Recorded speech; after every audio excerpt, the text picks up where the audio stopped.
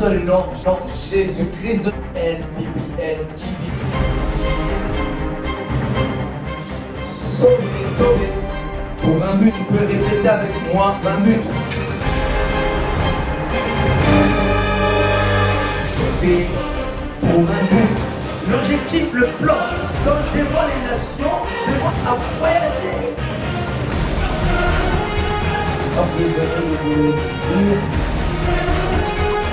Et Jésus lui-même, c'est la lumière, Jésus est la paix pour reporter. De toute façon, il te bénira.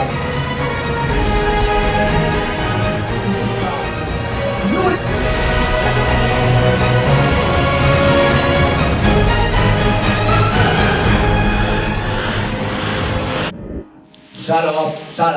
Shalom. C'est l'évangile au peuple à l'évangile. Vous trouvez bien sur ma chaîne YouTube LPPL TV.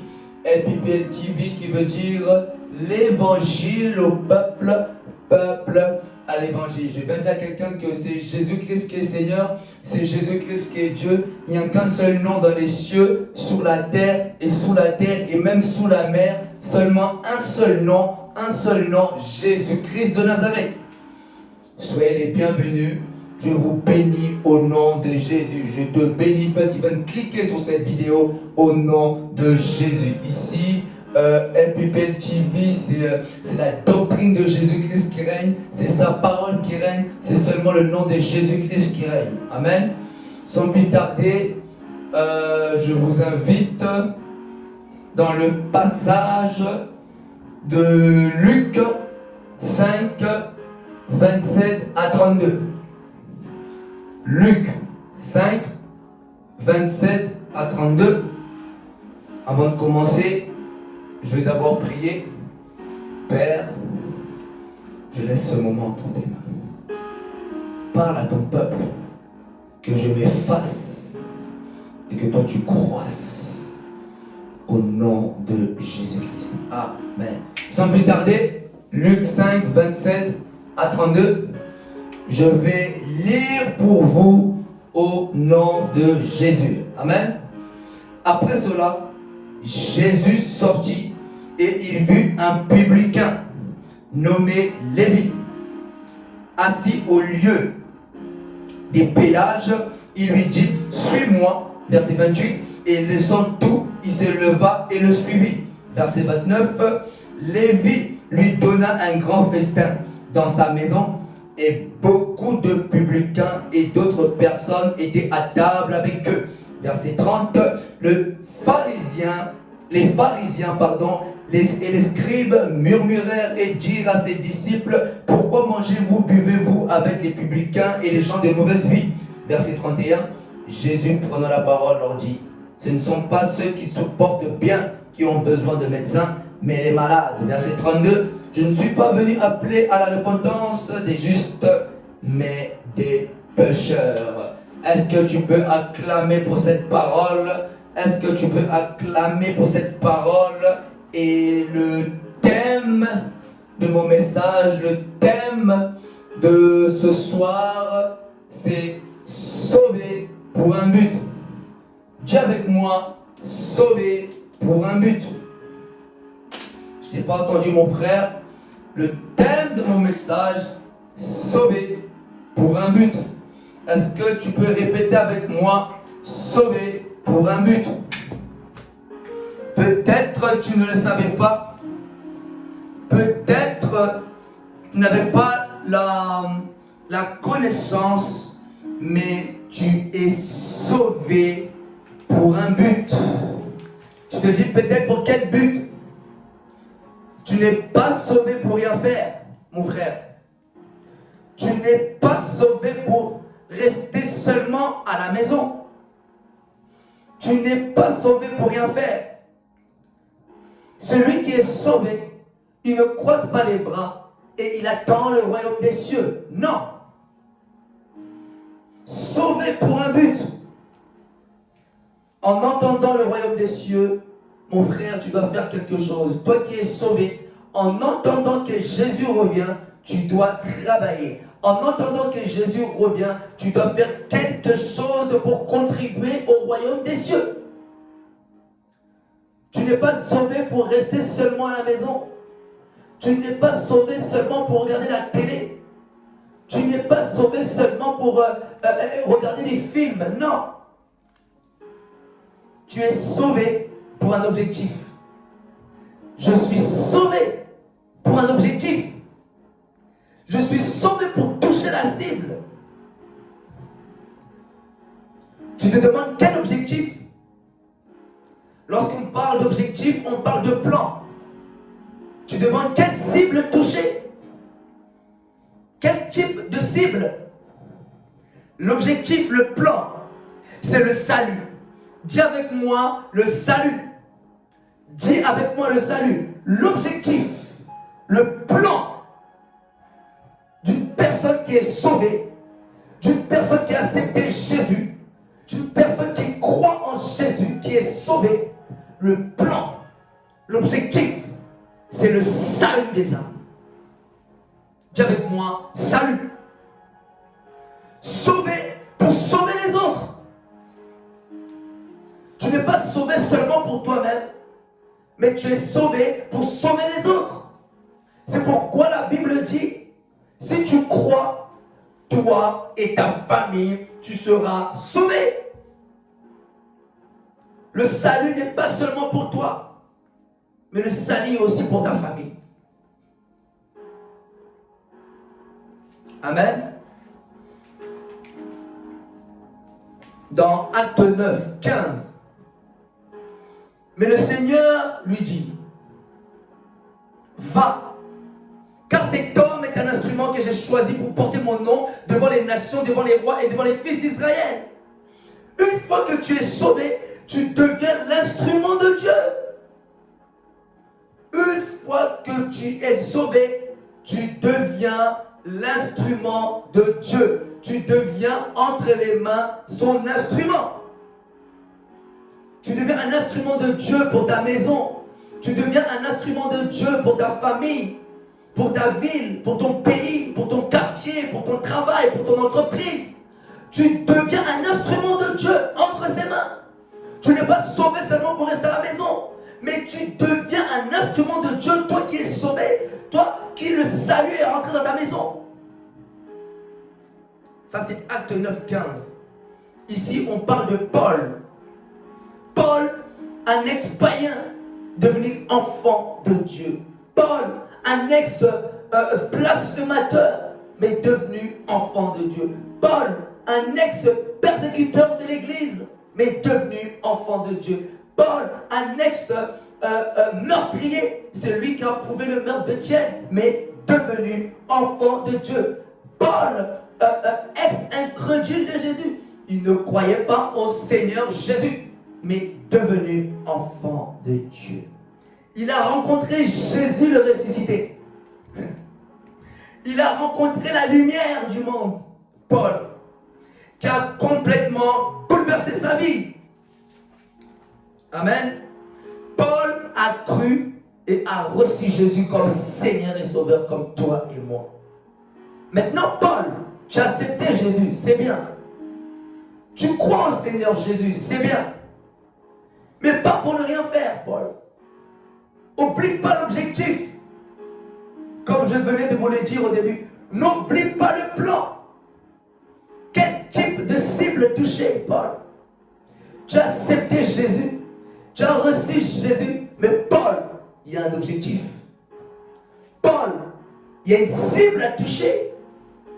Paul, tu es sauvé pour sauver les autres. Paul, tu es un instrument de Dieu. Paul, par toi je vais passer pour gagner les nations. Paul, c'est comme avec toi. Je ne sais pas comment tu t'appelles, mais il y a l'objectif. L'objectif, le salut des âmes.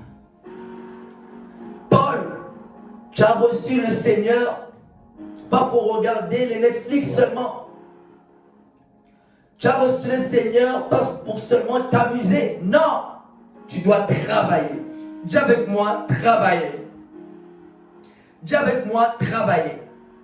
Tu es un instrument de Dieu entre les mains. Entre les mains de Dieu, tu es un instrument. Je t'ai choisi pour porter mon nom devant les nations, devant les rois, devant les fils d'Israël et jusqu'aux extrémités de la terre. Tu es sauvé pour sauver les autres. À travers toi, Paul, je vois les païens sauvés. À travers toi, Paul, je vois Israël sauvé. C'est comme avec toi. Dieu, à travers toi, il voit la France se sauver. Dieu, à travers toi, il voit l'Afrique sauvée. Il voit ta famille sauvée. Il voit tes parents sauvés. Il voit ta mère sauvée. Il voit les USA. À travers toi, il voit les USA. Il voit le Canada sauvé. Il voit le Congo RDC sauvé. Congo Brazzaville sauvé. À travers toi, toi qui es sauvé, le Seigneur voit ton chef d'entreprise à travers toi. N'oublie pas l'objectif. À travers toi, le Seigneur voit des chefs. À travers toi, le Seigneur voit des rois de ce monde, de ce pays. Il voit des présidents. À travers toi, toi qui habites dans un quartier chaud, mais à travers toi, il voit tous ces banlieues être conquis par Christ. À travers toi, dis à travers moi. Dis à travers moi, dis c'est moi. Dis avec moi, je suis le choix de Dieu. Dis avec moi, je suis l'instrument de Dieu. Dis avec moi, je suis l'instrument de Dieu. Amen. Tu vis dans un quartier peut-être qui vend de la drogue, mais à travers toi, l'Éternel, Jésus veut les gagner. Amen. L'environnement où tu te trouves, ce n'est pas un hasard. Ce n'est pas un hasard que tu te retrouves dans cet environnement, mon frère. Ce n'est pas un hasard que tu te retrouves dans cette ville, ma soeur. À travers toi, Dieu veut gagner la jeunesse de ton quartier. À travers toi, Dieu veut gagner la jeunesse de ta ville. N'est-ce pas que Dieu a dit à Abraham dans Genèse 12, 2, Genèse 12, 2, je ferai de toi une grande nation et je te bénirai. Dès lorsque Dieu regardait Abraham, Dieu ne voyait pas Abraham seul. Lorsque Dieu voyait Abraham, Dieu voyait des nations. Il a dit, je ferai de toi une grande nation. Mais il parle à Abraham, n'est-ce pas? C'est une conversation, c'est une communion face à face. Mais l'Éternel dit, je ferai de toi une grande nation. Je ferai de toi une grande nation. Mais où est-ce qu'il a vu cette nation? C'est comme avec toi. Dieu, à travers toi, ne te voit pas seul. Dieu, à travers toi, il voit des nations. Il voit des présidents, des chefs. Il voit des entreprises derrière toi quand il te voit. Il a dit à Abraham, je ferai de toi une grande nation et je te bénirai. Donc, à travers toi, ces nations seront bénies. À travers toi, ces nations seront sauvées. À travers toi, Abraham, ces nations pourront entrer dans leur héritage.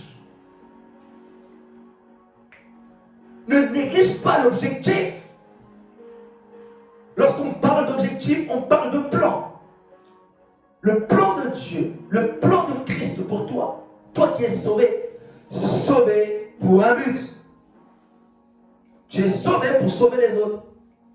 Tu dois travailler. Une fois que tu es sauvé, tu deviens automatiquement l'instrument de Dieu entre ses mains. Abraham, à travers toi, je vois les nations. Comment tu t'appelles? Jonathan, à travers toi, je vois des nations. Comment tu t'appelles?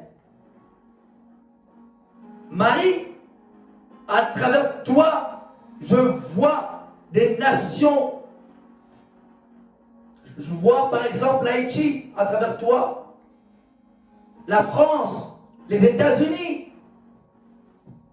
Tu as une grande mission. Ne te vois pas petit. ne te méprise pas. Abraham peut-être se méprisait. Mais Dieu voyant Abraham des nations, tu dois faire rentrer ces nations que Dieu voit à travers toi dans leur héritage, le royaume des cieux. Là où Jésus t'a ramassé, là où Jésus t'a pris, il veut aussi racheter ceux-là qui étaient avec toi. Là où Christ t'a ramassé, je ne connais pas ton histoire, je ne connais pas ton parcours, je ne connais pas ton histoire avec Jésus. Mais là où Christ t'a pris, il veut aussi racheter ceux-là qui étaient avec toi. Dans la boue, dans le péché, dans la fornication, dans la vente de la drogue, dans les guerres des quartiers. Il t'a sauvé. Toi aussi, tu dois les sauver. Dieu veut passer par toi. Jésus veut faire de toi son canal. C'est ce que j'avais prêché, toujours disponible sur LPPL TV. Jésus veut faire de toi son canal. Amen. Ne laisse pas tes amis de ton Jérusalem mourir sans connaître Jésus. Tu as eu cette grâce de connaître Christ. Ne laisse pas ceux-là qui étaient avec toi de mourir sans pour autant connaître Christ. De mourir sans pour autant entendre la parole de vie. Tu dois avoir ce fardeau en toi. Ça doit brûler en toi. Tu es sauvé et tes amis. Tu es sauvé et ton père. Tu es sauvé et ta maman. Toi, tu es sauvé. Mais ton cousin, tes cousins, ton oncle, ta tante, tes amis du quartier.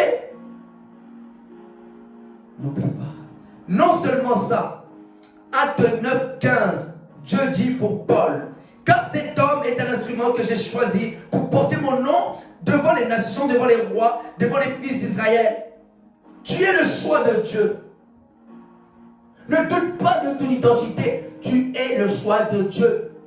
Que les hommes soient d'accord ou pas, tu es le choix de Dieu. Que ta famille soit d'accord ou pas, tu es le choix de Dieu. Personne ne peut enlever ton identité en Christ. Personne ne peut effacer ton identité en Christ. Quoi qu'il arrive, tu restes le choix de Dieu. Deuxièmement, Dieu t'appelle aussi à voyager. Sauvé pour un but. Dieu t'appelle aussi à voyager. Partout dans le monde, proclamer que c'est Jésus qui sauve. Dieu t'appelle à voyager, à porter son nom devant les rois, devant les nations, devant les fils d'Israël et jusqu'aux extrémités de la terre.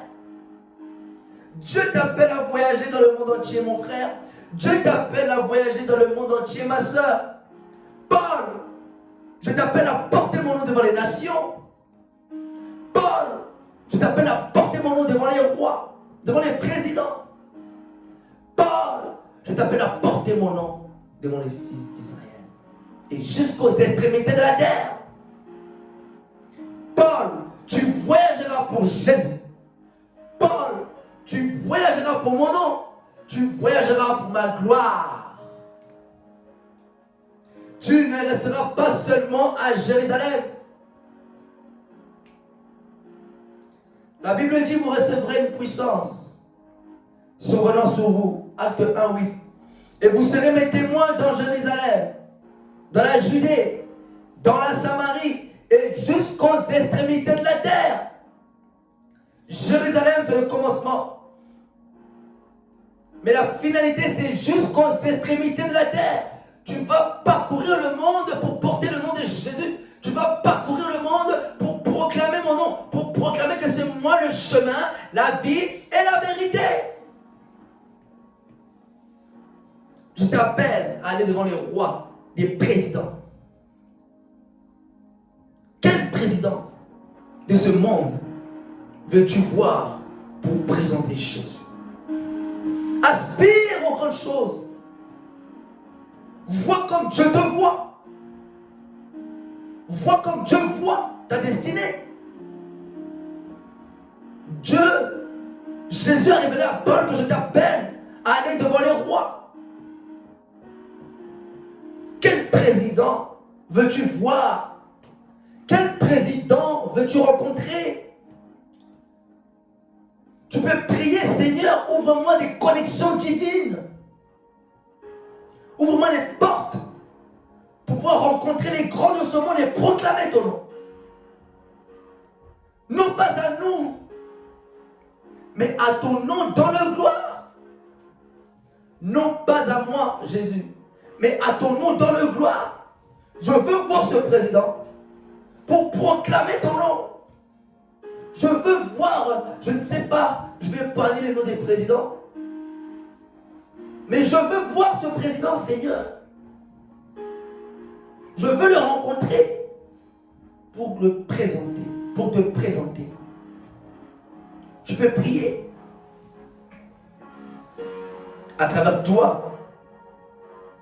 Dieu veut voir peut-être un ministre de ce pays sauvé pour sauver les autres. Dis avec moi, sauvé pour sauver les autres.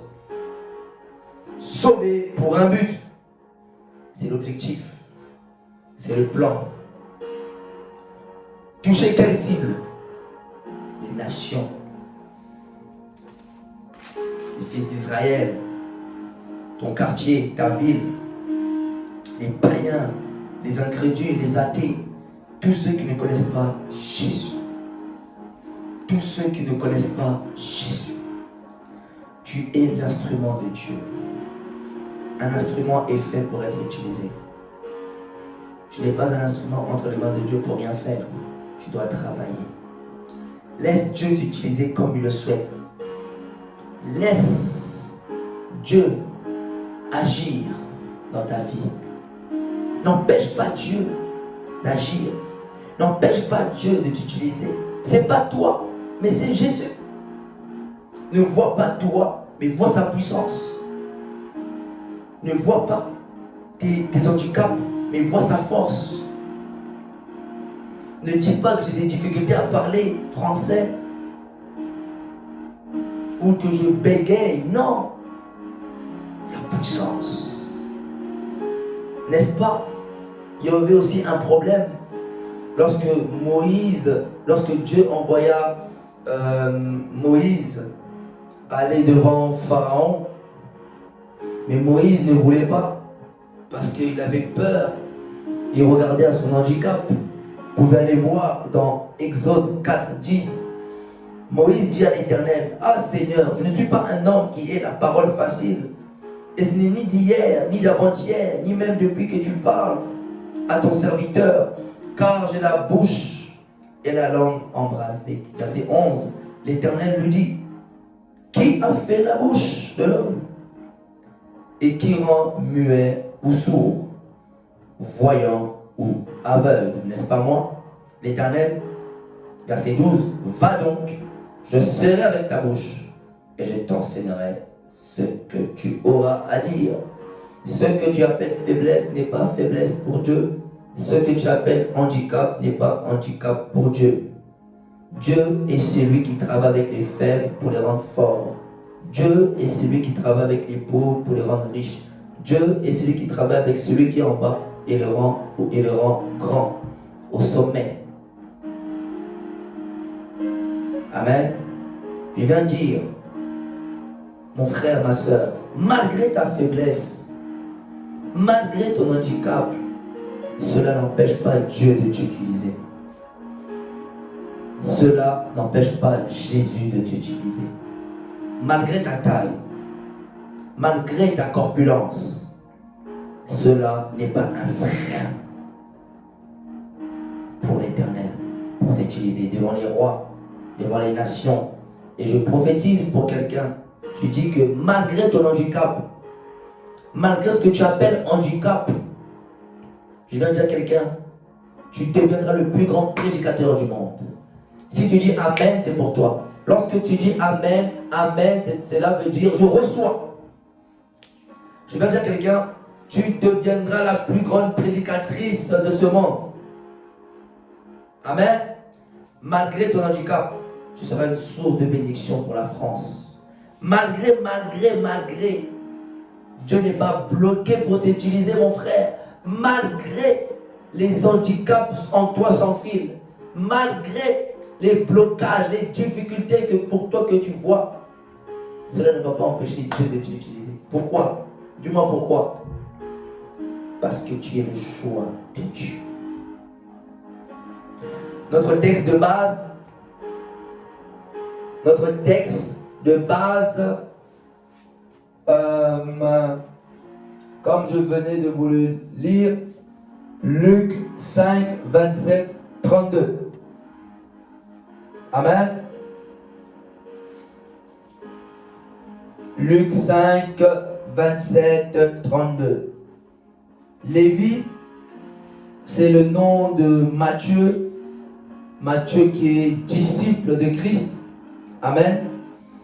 Et avant que le Seigneur lui donne le nom de Matthieu, il s'appelait Lévi. Dans l'histoire, comme je venais de vous le dire. Amen. Matthieu, disciple de Jésus-Christ. C'est Jésus-Christ qui lui a donné le nom de Matthieu. Il lui a changé son nom de Lévi en Matthieu. Et ce Lévi, entre parenthèses Matthieu, était un contrôleur d'impôts, un banquier, comptable, douanier et péagiste. Renseignez-vous sur Matthieu. Et la Bible dit, Jésus le vit, assis au lieu des péages. Jésus lui dit, suis-moi. Verset 28, et laissant tout, il se leva et le suivit. Jésus lui dit seulement, suis-moi. Et il a tout abandonné pour suivre Jésus. Mais qui est cet homme? Qui est cet homme qui a dit à ce Lévi, suis-moi? Qui est cet homme que Lévi a suivi? Pourtant, Ésaïe 53, 2, je peux vous le lire. Ésaïe 53, 2. Qui est cet homme qui a dit à Lévi, suis-moi? Seulement le mot suis-moi. Et Lévi a tout abandonné. Mais qui est cet homme? Cet homme qui a dit à Lévi en un seul mot, suis-moi, et Lévi l'a suivi. Qui est cet homme? Pourtant, Ésaïe 53, 2 à 3 nous dit, le prophète Ésaïe, il n'avait ni beauté, ni éclat pour attirer nos regards. Il parlait de Jésus. Et son aspect n'avait rien pour nous plaire. Lévi, tu as tout. Tu es banquier, contrôleur d'impôts. Cet homme qui est Jésus, la Bible nous dit qu'il n'avait ni beauté ni éclat pour attirer nos regards. Tu brilles plus que lui peut-être, physiquement. Mais qui est cet homme pour qui tu as tout abandonné, Lévi? Qui est cet homme pour qui tu as décidé de tout laisser et de le suivre? La Bible nous dit qu'il n'avait ni beauté ni éclat pour attirer nos regards. Il passait dans les rues. Il n'avait ni beauté pour attirer nos regards. Donc tu ne pouvais pas prêter l'attention sur Jésus. Tu ne pouvais même pas le remarquer lorsqu'il passe devant toi. Tu ne pouvais même pas dire que lui c'est un fils de Dieu. Et la Bible nous dit au verset 3, mépriser et abandonner des hommes. Mépriser seul. Mais qui est cet homme qui a dit à Lévi, suis-moi, et Lévi le suivit? Pourtant cet homme est méprisé des hommes. Pourtant cet homme avait ni beauté ni éclat pour attirer son regard. Mais Lévi a laissé son poste. Lévi a laissé son ancienne vie. Lévi a tout abandonné pour suivre cet homme qui n'avait ni beauté ni éclat pour attirer son regard, mépriser des hommes et abandonner des hommes. Qui est cet homme? Qui est cet homme qui est aussi simple, humble? Qui est cet homme qui est humble, humble de cœur? Qui est cet homme? Qui est cet homme? Lévi, tu ne manquais de rien. Lévi, tu étais heureux. Tu étais riche. Comment tu as pu tout laisser pour suivre Jésus? Lévi pourrait dire à cet homme, mais ça ne va pas. J'ai mon poste, À travers ce travail, je nourris ma famille. À travers cette vie que je mène, je suis bien. Comment peux-tu me dire de te suivre? À vue d'œil, tu n'as rien. Lorsque la Bible dit, suis-moi, lorsque Jésus lui dit, suis-moi, derrière le mot suis-moi, qu'est-ce qui se cache derrière ce mot-là? Derrière le mot suis-moi, qu'est-ce qui se cache? Lorsque Jésus lui dit à Lévi, suis-moi, lorsqu'on va en profondeur, qu'est-ce qui se cache derrière le mot suis-moi? Derrière ces paroles, la Bible dit dans Jean 8, 12, je suis la lumière du monde. Celui qui me suit ne marchera pas dans les ténèbres, mais il aura la lumière de la vie. Lévi, suis-moi. Pourquoi? Je suis la lumière du monde.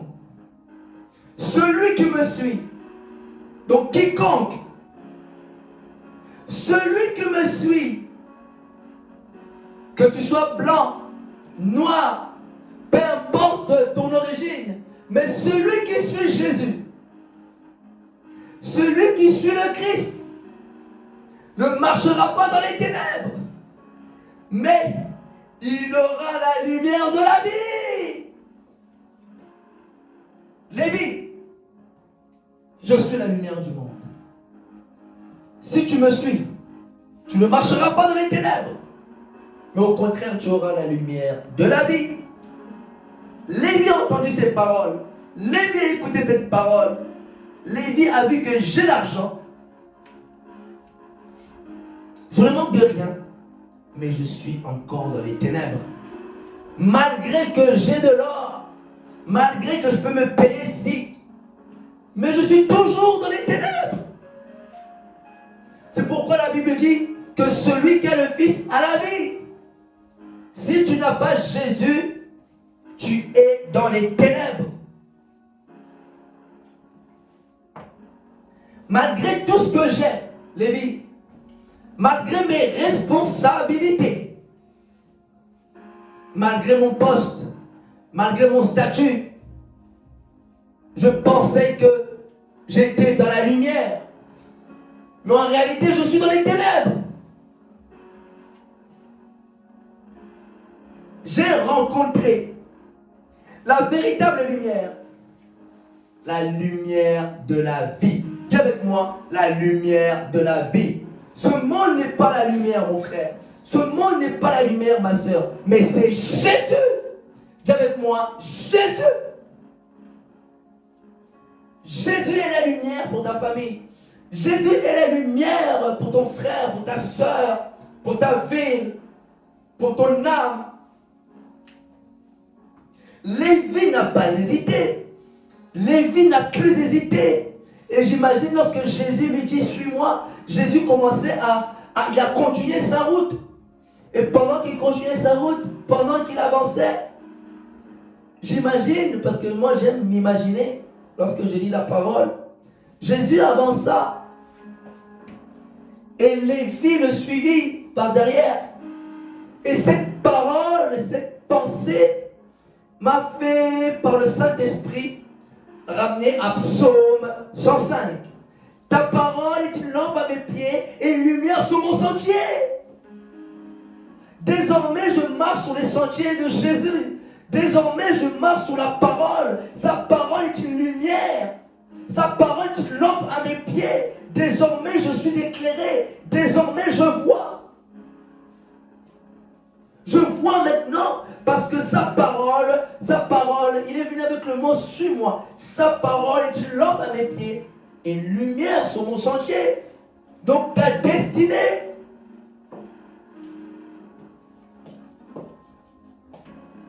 Il a tout abandonné. Et les théologiens traduisent le laissant tout, cette expression signifiant qu'un retour en arrière n'était plus possible. Ce que tu as abandonné pour Jésus, un retour en arrière n'est plus possible, mon frère. Ce que tu as laissé pour Jésus, ça peut être la drogue, le sexe, la fornication, ces choses pour toi qui étaient un gain. Ces choses pour toi qui étaient un gain. Un retour en arrière n'est plus possible. Tu le vois désormais comme de la boue. Paul a dit ces choses qui étaient pour moi comme un gain. Je les vois comme de la boue. Pourquoi? À cause de Christ. À cause de Jésus. Amen. Jésus te réserve quelque chose de plus grand. Jésus te réserve quelque chose de plus glorieux.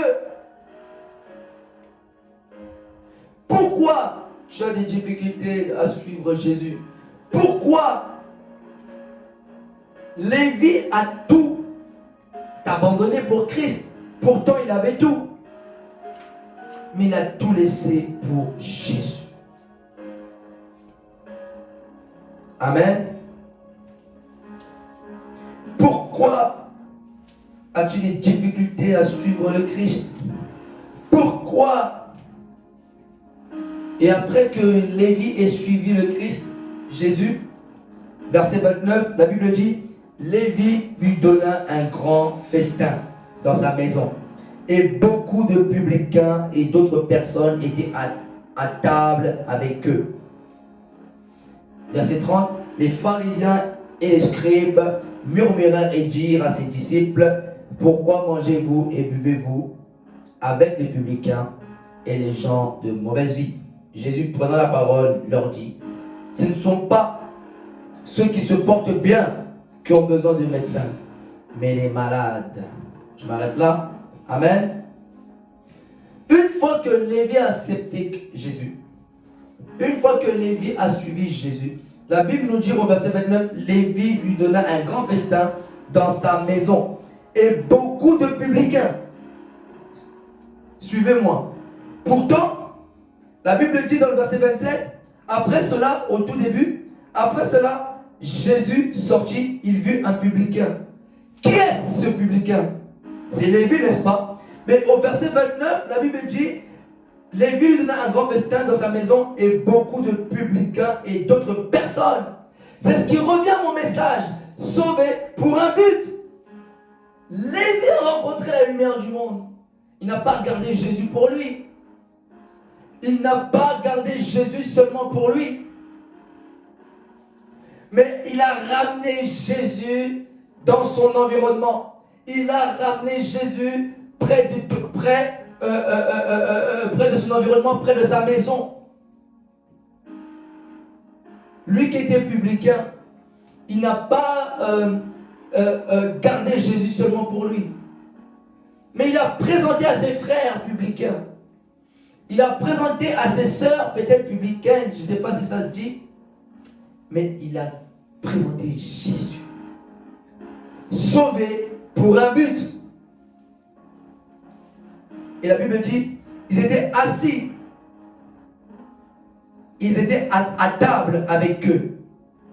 Les pharisiens et les scribes murmurèrent et dirent à ses disciples, pourquoi mangez-vous et buvez-vous avec les publicains et les gens de mauvaise vie? Ils étaient à table. Jésus, le Saint des Saints, le 3 fois Saint, il était à table avec des gens de mauvaise vie, avec les frères de Lévi, publicains, et des gens de mauvaise vie. Et cette pensée m'a fait ramener à Matthieu 8, 11. Matthieu 8, 11. La Bible dit, or, je vous déclare, plusieurs viendront de l'Orient et de l'Occident et seront à table avec Abraham, Isaac et Jacob dans le royaume des cieux.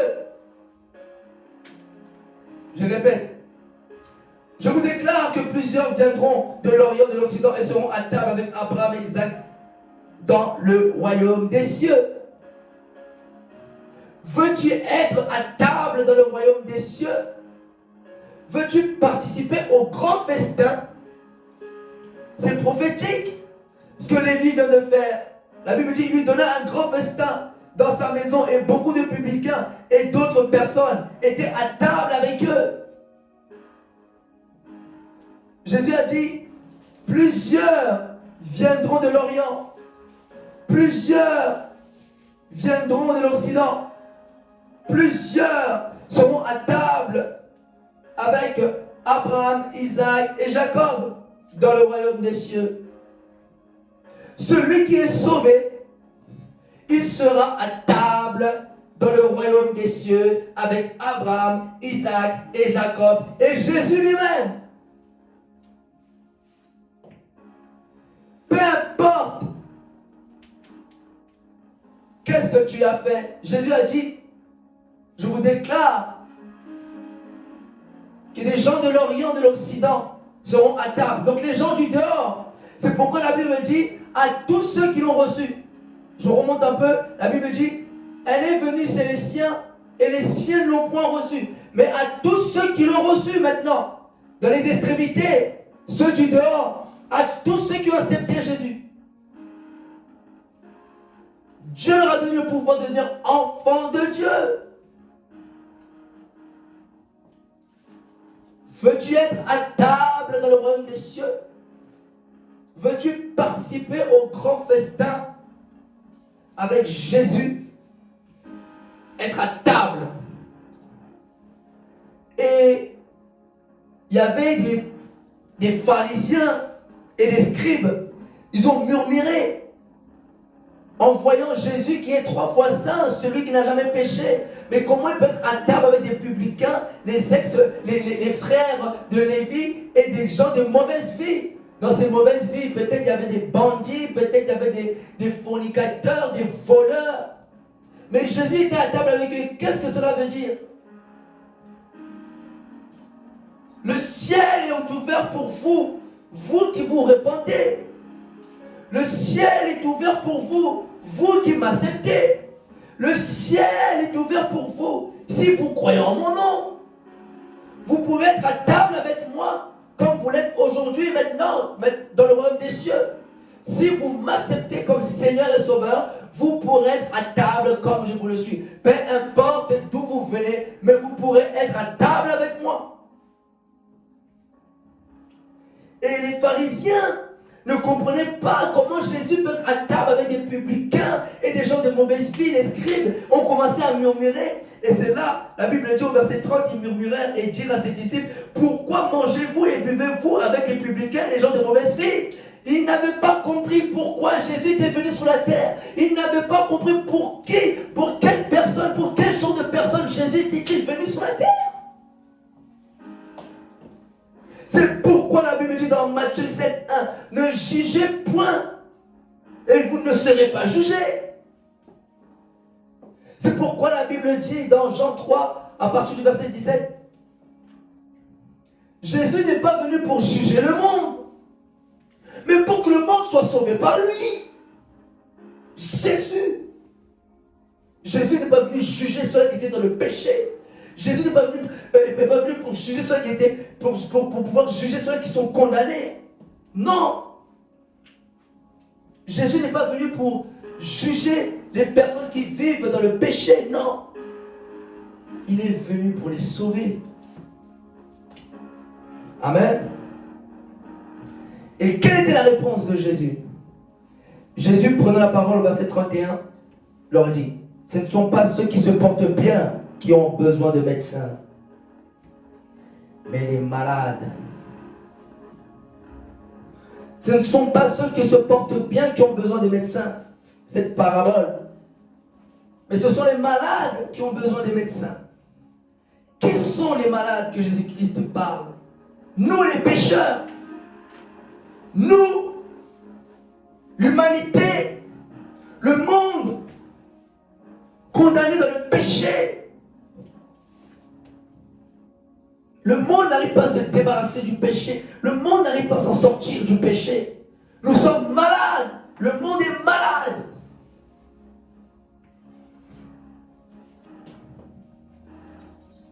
Je suis venu appeler à la repentance. Je ne suis pas venu appeler à la repentance des justes, mais des pécheurs. Voilà la mission de Jésus. Jésus n'est pas venu appeler à la repentance des justes, les parfaits, mais les pécheurs. Tu te dis, moi, Jésus est venu sur la terre pour moi. Donc Jésus a laissé son trône pour moi, pécheur. Oui. Tu te dis que malgré que je vende la drogue, malgré que je fornique, malgré que j'ai volé le mari ou la femme d'autrui, Jésus, est-ce que cet homme est en train de dire que Jésus est venu pour moi? Moi qui ai volé les femmes d'autrui, moi qui commets l'adultère, moi qui mens, moi qui vole, moi qui est orgueilleux, cet homme est en train de dire que Jésus est venu pour moi. Oui, il est venu pour les pécheurs. Jean 3,16, car Dieu a tant aimé le monde qu'il a donné son Fils unique, afin que quiconque croit en lui ne périsse point, mais qu'il ait la vie éternelle.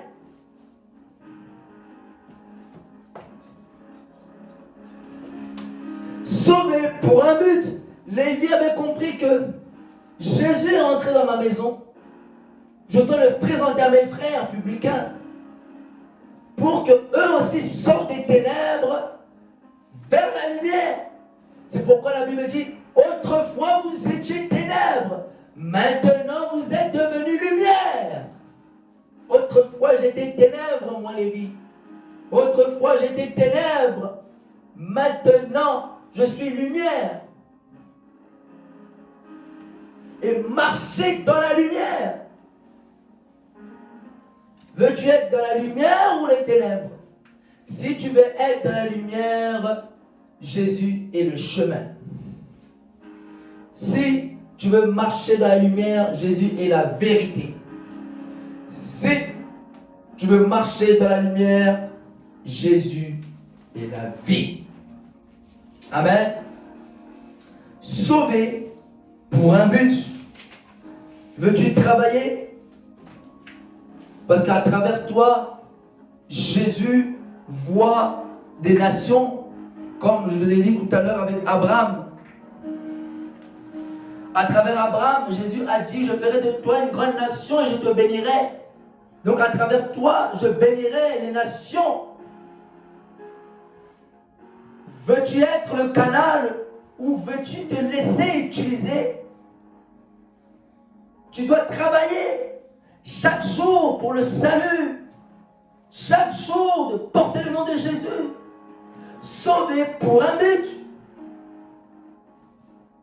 Veux-tu travailler? Veux-tu être important dans la société?